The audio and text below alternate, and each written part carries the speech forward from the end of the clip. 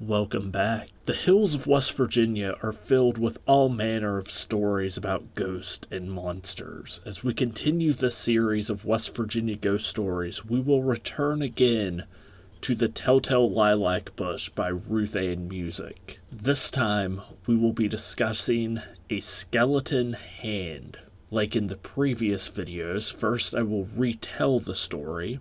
Then we'll look into the real-life places, events, and people who might have inspired the tale.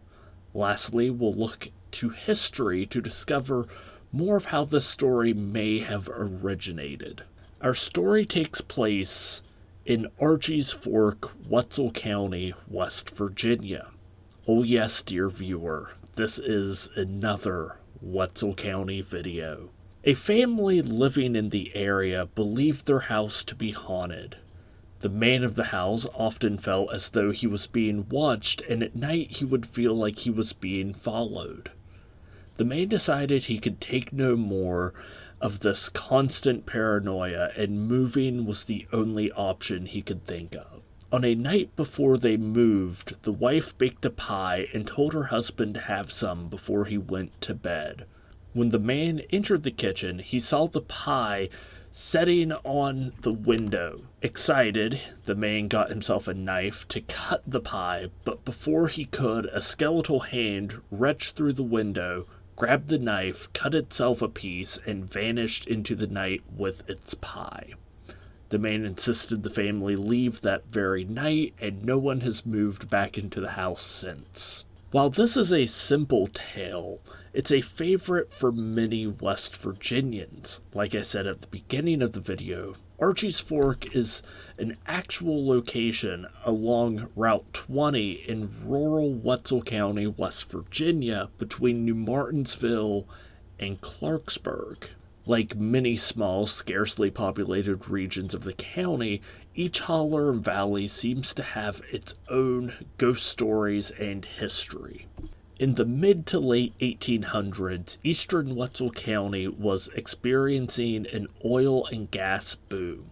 In 1893, oil was struck in Archie's Fork along with several other around the Smithfield area. Like most boom towns, especially those that pop up in rural and secluded areas, the law of the land is considered more loose recommendations.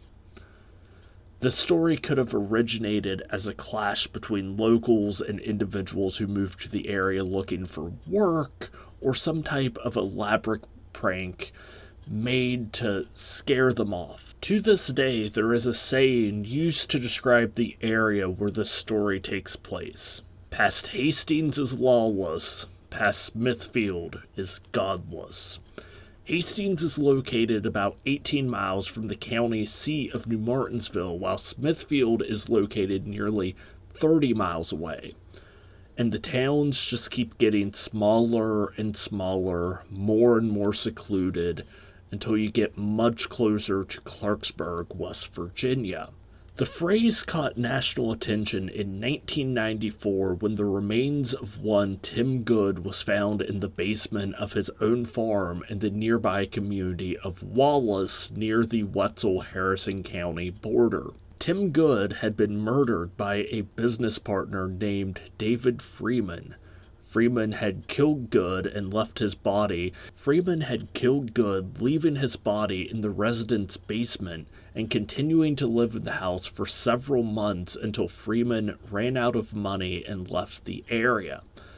The case was so bizarre, it was featured on the hit series Unsolved Mysteries in 1996. I made an entire video on the case and will link it here and provide a link in the comments down below. From a folklore perspective, skeletons often appear in ghost stories and range from a mild nuisance, pestering the living, to a particularly violent form of revenant. A lot of this can be traced back to memento mori art of the 1300s in Europe. The High Middle Ages period, the period between about 900 to the mid-1300s AD, had record-setting growth seasons and yields due to A warmer than usual climate with record-setting temperatures and harvests, Europe saw a very large population boom. This was until the mid-1300s when a plague swept across Europe. More specifically, the bubonic plague, better known as the Black Death.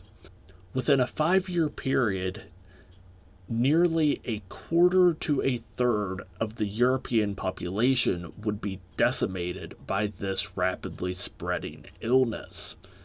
This gave rise to a new art style, a particularly macabre form of art known as memento mori, which translates to remember death. Skulls, skeletons, demons, decaying corpses, and hourglasses played heavy roles in paintings and sculptures of this type of art and served a reminder of the fragility of life. Oftentimes, these paintings would depict skeletons pestering the living and performing everyday tasks. Another common theme is the dance macabre, or the dance of death, where skeletons would sweep up unsuspecting passerbys to take part in their dark celebration and literally dance with death.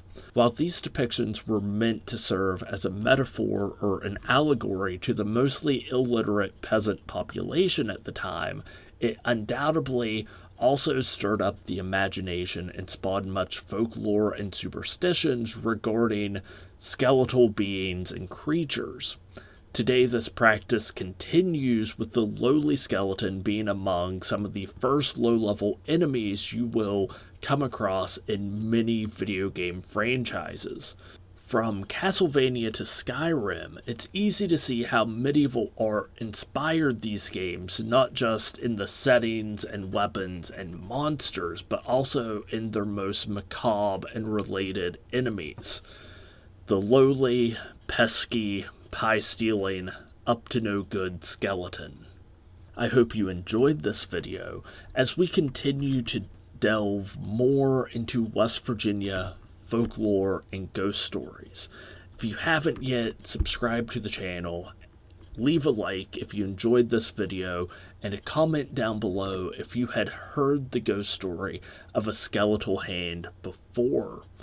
But until next time, stay wild, stay wonderful, and I hope that we can talk again very soon.